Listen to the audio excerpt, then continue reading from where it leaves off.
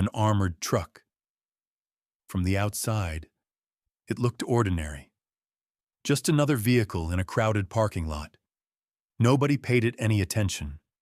But beneath that paint, it was a fortress, reinforced steel, bulletproof glass. Literally, you'd need a bomb to crack it open. That afternoon, it was parked outside a busy shopping mall. The driver stayed inside, while his partner stepped away for just a couple of minutes. Minutes. That's all it took. When the guard came back, the truck was gone. The driver, gone. And with them, $1 million. How does an armored truck vanish in broad daylight without a single person noticing? A trick? A setup? Or was something far more complicated at play? If you just stumbled on our story by chance, welcome. Here, you'll find thrilling, mysterious, and strange stories from all around the world. Subscribe and be part of the journey. And now, let's enjoy the details that make the story. When we think of armored trucks, one image usually comes to mind. Heavy security, armed guards, bulletproof steel. These aren't ordinary vehicles. They're rolling vaults, protected from every angle, designed to be untouchable. One of the biggest names in the business is Wells Fargo, a giant in the money transport world. Their fleet covers the entire country, filled with armored trucks of every size and shape. And this story takes us back to the afternoon of November 28th, 1994. Outside a massive shopping mall in Arizona, a small van pulled into the parking lot. To anyone watching, it looked just like another delivery vehicle. Nothing unusual. But the truth? It was one of Wells Fargo's armored trucks, a fortress in disguise. Every inch, from its body to its windows, was bulletproof. Its doors, impossible to open from the outside without explosives. Yet on the surface, it blended in perfectly, hiding in plain sight. Inside were two men. The driver, armed with a pistol, and the courier, the one responsible for stepping into banks, offices, and malls to pick up cash. Then bring it back to the truck, where it would eventually make its way to the bank. Both of them armed, both prepared for trouble. That day, the courier stepped inside the mall. His task was simple: collect the day's cash from the mall's offices. Just a few minutes later, he was done. Bags of money in hand, he walked back to the parking lot. But when he got there, his world stopped. The truck was gone. No driver, no armored van, no $1 million. Panic set in. He immediately called the police. Within minutes, not only local law enforcement, but also the FBI arrived on the scene. Disappearing with an armored truck wasn't just theft. It was a federal crime. Investigators quickly questioned the courier. He insisted it all happened in less than 5 minutes. 5 minutes between stepping out of the van and returning to find it gone. And inside that truck was over $1 million, worth nearly $2 million today, adjusted for inflation. Next, the FBI interviewed witnesses, shoppers, employees, anyone in the area. But the answers only deepened the mystery. Nobody had seen a thing. Nobody heard a sound. No commotion. No alarms. Nothing. But how could that be? This was an armored truck. Breaking into it from the outside was practically impossible. If someone had used explosives, the entire mall would have shaken. Everyone would have heard it, and forcing the doors would have triggered deafening alarms. And yet, silence. The only logical explanation? The driver himself.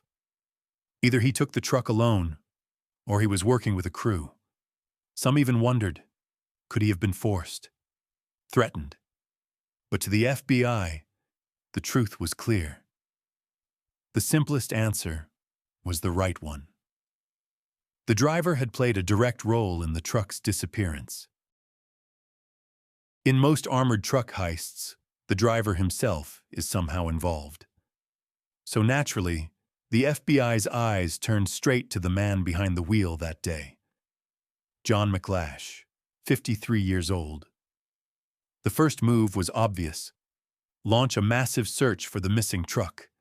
Police patrols fanned out across the city, combing through neighborhoods, highways, industrial zones. Helicopters scanned from above. At first, the search centered around the mall. Then it widened, stretching for miles. The logic was simple. Whoever took the truck would have to ditch it fast, somewhere nearby, and switch to another vehicle. While the search unfolded, investigators dug into John's life. What they found was surprising. No criminal record, no history of violence, nothing. Still, they weren't taking chances. With a warrant in hand, they raided his apartment. His landlady let them in. The agents spread out, expecting to uncover a stash of cash, or maybe signs he was preparing to disappear. But the place? Spotless. Normal. No hidden money, no fake IDs, no hastily packed bags, just the life of an ordinary man. And when they spoke to his family and friends, the picture only sharpened. John was honest, reliable, respected, a man who took his job seriously. Not the kind of guy to throw his entire life away on a reckless gamble. With no red flags and a clean past, the FBI slowly began to doubt their first theory. Maybe John wasn't in on it after all.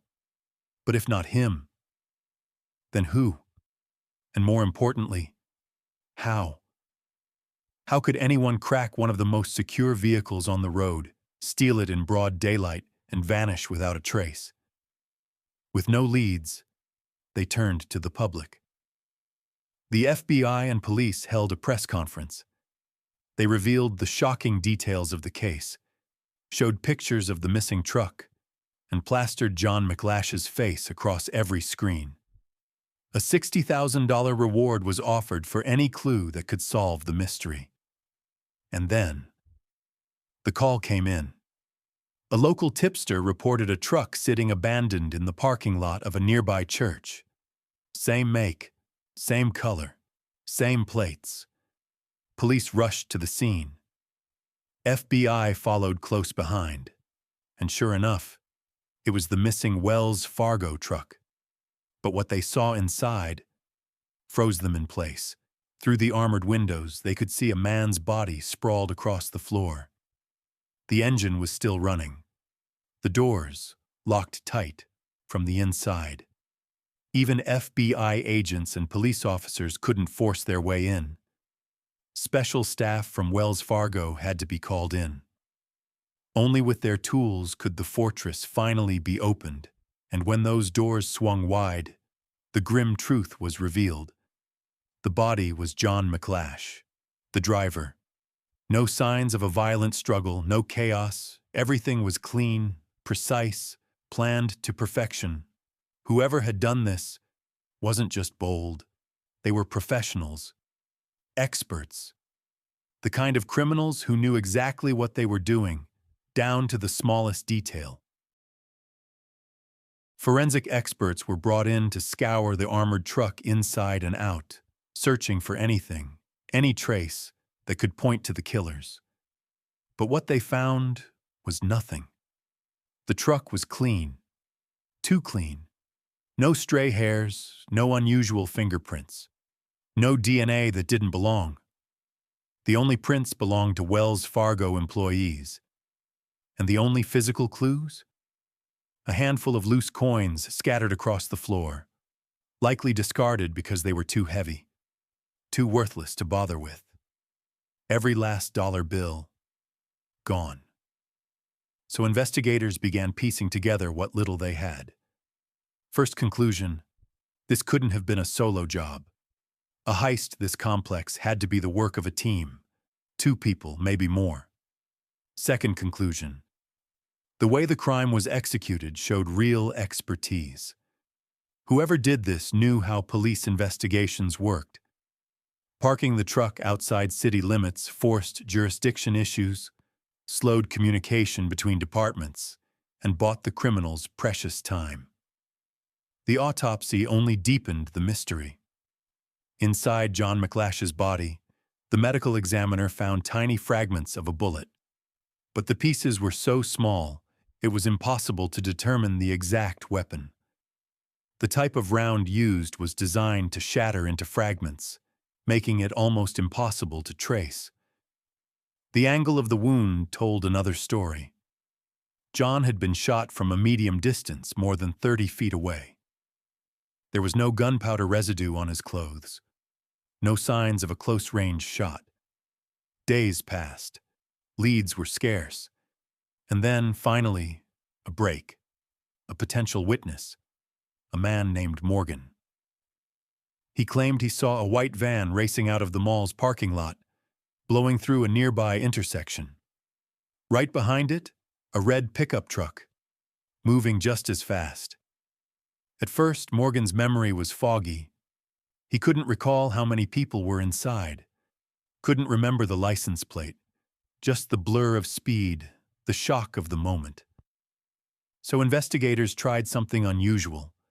They brought Morgan in for a forensic hypnosis session, a controversial but sometimes effective technique. The goal? To unlock hidden details buried in the noise of memory, and it worked. Under hypnosis, Morgan remembered more. 2 people inside the white van, 1 person inside the red pickup, and, most crucially, fragments of a license plate. The numbers 2, 3, and 7. Not the full plate, not the order, but enough. Enough to narrow the search. For the FBI, it was a breakthrough.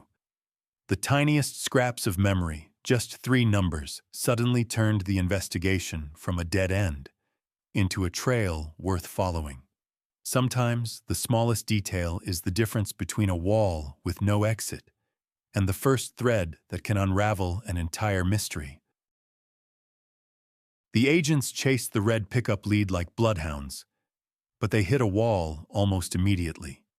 At that time, Arizona didn't record car colors on its registrations.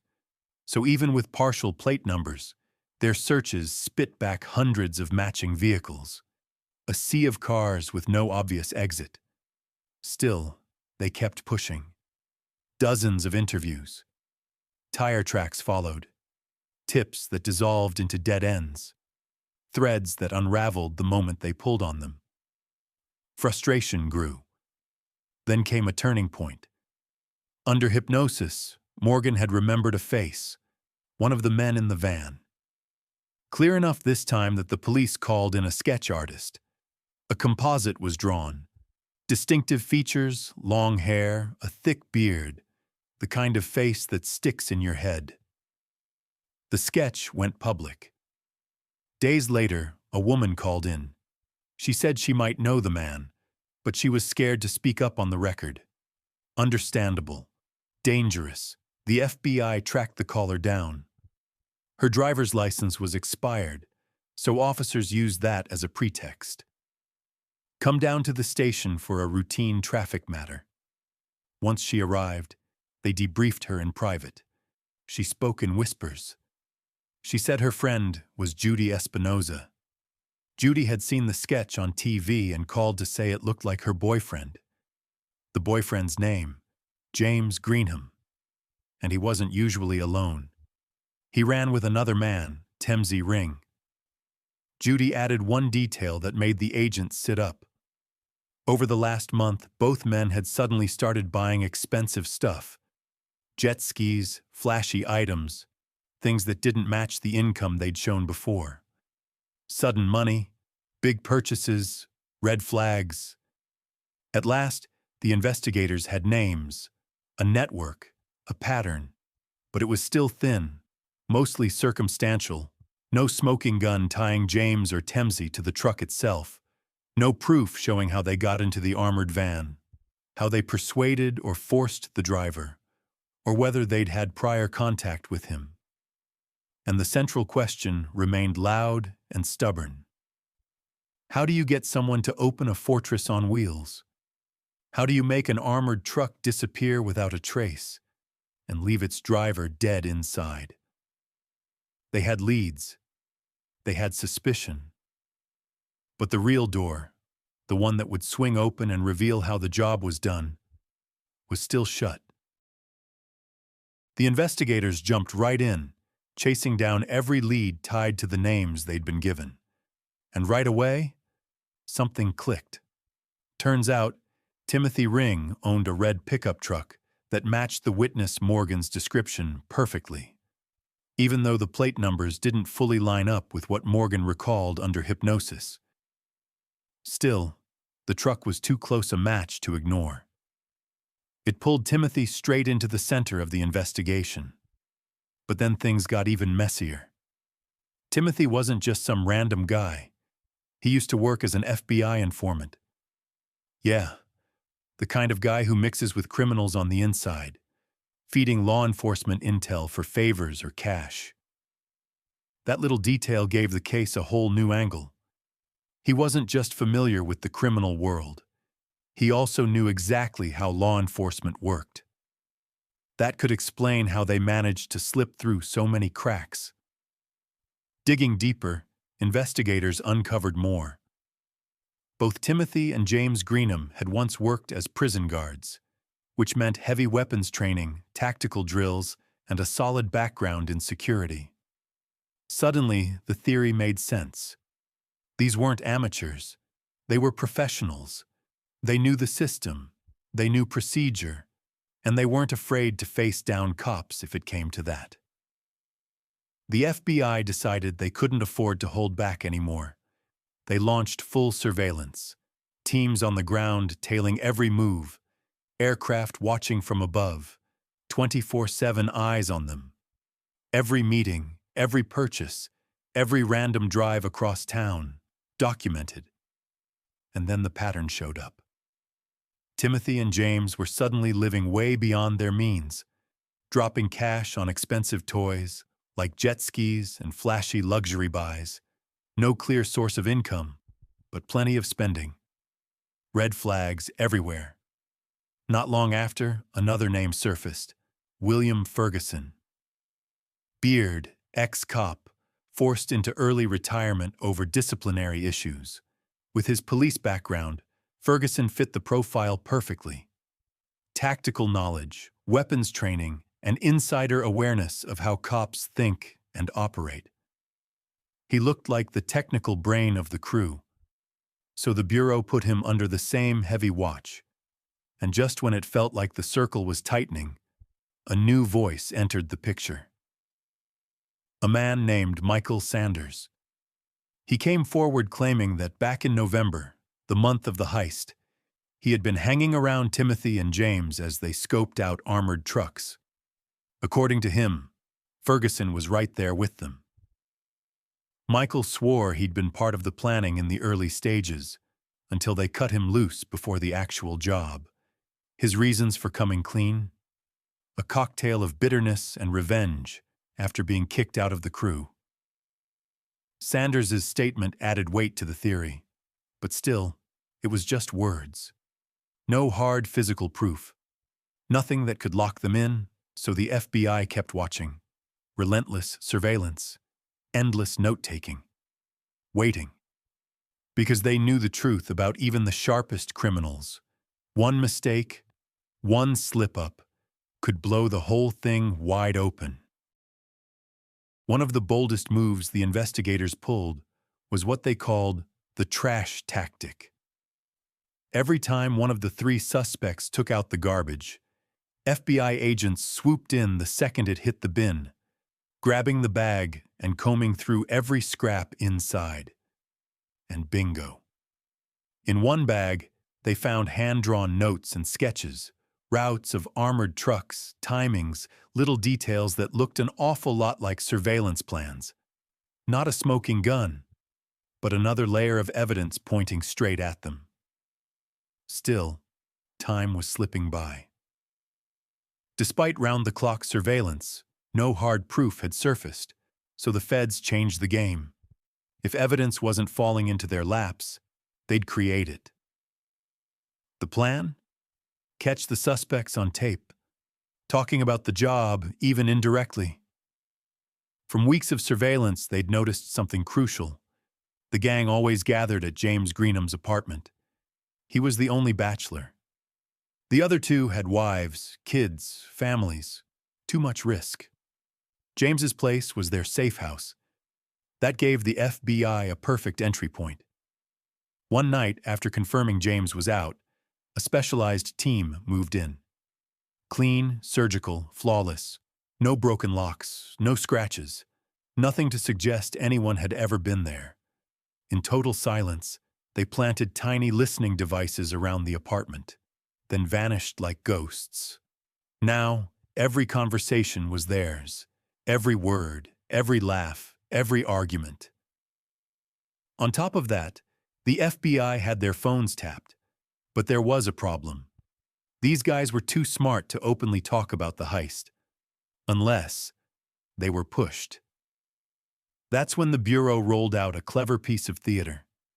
They issued a public press release, packed with false details on purpose.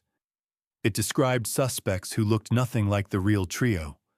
A bald guy, a dark-skinned man. Features completely off target. The entire thing was bait, and it worked. Soon after, the three gathered at James's apartment. The bugs picked up the whole exchange, mocking the press release, laughing at how clueless the cops were, bragging that investigators were chasing ghosts. It was smug. It was arrogant. But it still wasn't a confession. That was the missing piece. By now, the FBI had a mountain of circumstantial evidence, more than enough to build a case. But without that one piece of undeniable proof, they knew the whole thing could unravel in court. A sharp defense lawyer could shred it to pieces, so they kept listening, kept watching, waiting for that golden moment, one slip of the tongue, one careless admission, that would seal the entire case. One day, the surveillance team caught a call between Timothy and William. They were talking about buying luxury cars. Nervous, worried those flashy rides might draw too much attention. But that wasn't the real bombshell. Timothy's voice rose with frustration.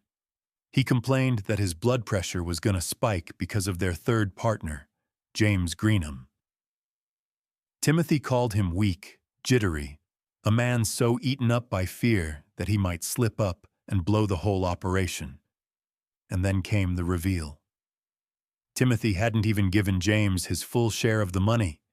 He was holding on to it, dripping out small amounts piece by piece, just enough to keep James on a leash.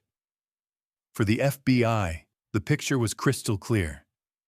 Timothy wasn't just another member. He was the real leader. James, just a pawn. And William, the ex-cop, he was treated more like a trusted partner. Through the wiretaps, the agents saw Timothy's true colors. Violent, cold, ruthless.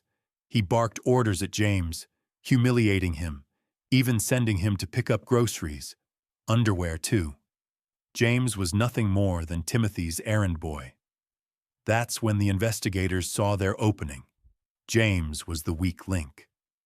The FBI started a psychological squeeze. First, they slipped a sketch of a face under his door. James panicked when he found it, but brushed it off as some sick joke. A few days later, they turned up the heat. An agent left a business card at James's apartment. On the front, the agent's name, clear as day, with the word investigator printed underneath. But on the back, two chilling words scrawled in bold letters.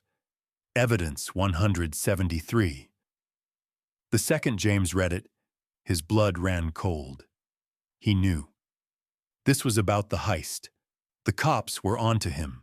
Without a second thought, he bolted, left his apartment, jumped into his car, and sped off. The FBI shadowed him carefully from above, a helicopter circling at a distance. James drove for miles, farther and farther out. until he reached a desolate patch of desert. He stopped, hands shaking, and called Timothy. His voice cracked as he confessed. He'd found a business card at his door, marked with Evidence 173. He was sure the cops were watching him. Timothy, calm and collected, tried to reel him back in. "Relax," he told him. "Go home. Act normal. Nothing's wrong. I'll come by tomorrow. We'll talk it through." The call ended. But James, he was already unraveling, trapped in a storm of paranoia, fear, and doubt. James Greenham went back to his apartment that night. He tried to sleep, but the fear kept eating him alive. The next morning, Timothy showed up in person. What Timothy didn't know was that the FBI had wired the entire place. Every word of their hour-long conversation was recorded. For the whole time, Timothy kept trying to calm James down. James sounded terrified, shaky, restless, like a man on the edge. And then Timothy dropped the line that sealed his own fate. "If the cops really had something on you, they'd be knocking down your door right now." That was it. The FBI knew they had enough. Even without a direct confession, the mountain of evidence was undeniable. The decision came down hard and fast. It was time to move. The next morning, arrest warrants were issued. James Greenham was taken from his home without a fight. William Ferguson, the ex-cop, tried to resist, but agents brought him down quick. That left Timothy Ring, the mastermind. He was the real danger. If they raided his house, he'd likely be armed and ready for a shootout. The FBI couldn't risk it, so they used a trick. They called Timothy, told him there'd been developments in one of the old cases he'd once worked on as an informant. "Come down to the office," they said. Without hesitation, Timothy replied, "All right, I'll be there." He had no idea he was walking straight into a trap. The moment he stepped inside the FBI building, undercover agents swarmed him. He didn't even have a second to think about pulling a weapon. Just like that, the mastermind was in handcuffs. With all three men in custody, the next step was clear: search their homes. In Timothy's place, agents found a handwritten note. On it, initials, numbers, and the exact breakdown of the stolen money, a smoking gun on paper. In his garage, they uncovered the infamous red pickup. The plates were different from what the witness had recalled, but it was enough. And then, the jackpot. A bag stuffed with cash. At the other suspects' homes, investigators recovered nearly the entire $1 million, all but about $100,000, the part they'd already blown over the last 3 months. The evidence was overwhelming. The FBI had their win. But the story wasn't over yet. Interrogations began. Timothy Ring and William Ferguson, stone-faced. They refused to say a word. James Greenham, though, he was the weak link. He looked broken, regret in his eyes. But still, at first, he kept quiet, mumbling, dodging questions, holding out. The agents pressed harder. An hour went by. And then, finally, James cracked. He muttered the words that blew the case wide open. "Tim. He's the one who pulled the trigger." The room went silent. Then James spilled it all. How the heist went down, who played what role, and how they managed to hijack an armored truck under heavy security. It was the golden confession the FBI had been waiting for, the final nail in the coffin. James started laying it all out for the investigators, how the planning had begun nearly 6 months before the heist. The idea? It came straight from Timothy, the mastermind. He was the one who pushed them into it, slowly assigning roles and building the plan piece by piece. For half a year, The trio shadowed dozens of armored trucks. They mapped out routes, logged every stop, and recorded exact movement times. After months of surveillance, they zeroed in on just one target, the truck driven by the victim, John McCash. The choice wasn't random. First, that truck always stopped at the mall around noon, when foot traffic was lighter inside. And John? He always parked in the exact same spot. Predictable. Second, that mall stop was almost the last leg of the truck's daily route, meaning by then it was often loaded with the largest haul of cash. The jackpot. But the biggest reason was a tiny crack in John's routine. He had a habit. He'd crack the armored door just a few inches to sneak a cigarette. It was against company rules, but he did it all the time. And that 20-centimeter gap was all a professional shooter would ever need. The crew picked their day carefully. November 28th, right after Thanksgiving. Retailers were stuffed with cash, and the truck would be carrying more than usual. That morning, Timothy positioned himself in his red pickup about 50 feet from the armored van. Trained in marksmanship, a veteran of shooting competitions, he calmly set up his rifle, equipped with a silencer to avoid drawing attention. When the money courier stepped out and walked into the mall, John did what he always did. He cracked the door open for a cigarette. In that fleeting second, Timothy pulled the trigger. The bullet tore through the narrow gap, striking John in the side of the head. The autopsy would later show the wound wasn't instantly fatal. John survived for a short while, dying in agony. Within moments, James and William rushed in. They climbed into the armored van, fired up the engine, and sped off. Timothy followed close behind in the pickup. No noise, no panic. Every move was precise, quiet, calculated. In just a few minutes, the truck and its driver vanished from the mall parking lot. Gone. As if they'd never been there at all. The armored van rolled through the streets, Timothy's red pickup tailing closely behind, until they reached the parking lot of a church. They'd chosen that spot for a reason. It was outside the city limits, meaning when the van was eventually found, multiple police jurisdictions would get tangled in the investigation.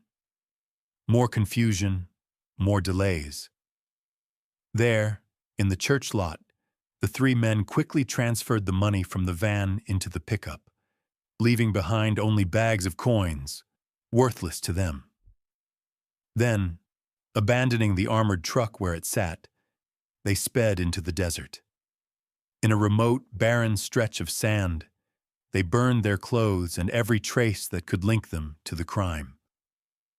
During his confession, James told the FBI that the pickup's license plate had been a fake and that they'd buried it right there in the desert, alongside the charred remains of the evidence. He personally led agents to the site. Sure enough, they uncovered a pile of scorched clothes and the buried plate. And here's the kicker. The numbers on that fake plate were the exact same ones Morgan had described while under hypnosis. Proof that his hypnotic recall had been dead on. With the investigation complete, the three men faced trial. James Greenham and former cop William Ferguson each got around 30 years in prison for their roles in the heist. But Timothy Ring, the mastermind and the triggerman, faced the harshest fate. From day one, Timothy denied everything. He claimed he was framed, even went on camera insisting he was innocent, but the jury saw through it. In 1997, the judge sentenced him to death. But the story didn't end there. Later, it came to light that the death sentence had been handed down by the judge directly, without a jury's approval, a violation of Arizona law. That legal loophole was enough for the state's Supreme Court to overturn the execution. Timothy's sentence was reduced to life in prison, where he remains to this day, locked away behind bars. And that is the end of today's story. But if you enjoyed this one, you'll definitely want to check out two others. The Hollywood-style prison escape of one of the most feared crime bosses in the world, and the true story of the security guard who stole $18 million with nothing but brains and boldness. Both are incredible. Both are waiting for you right now on the screen.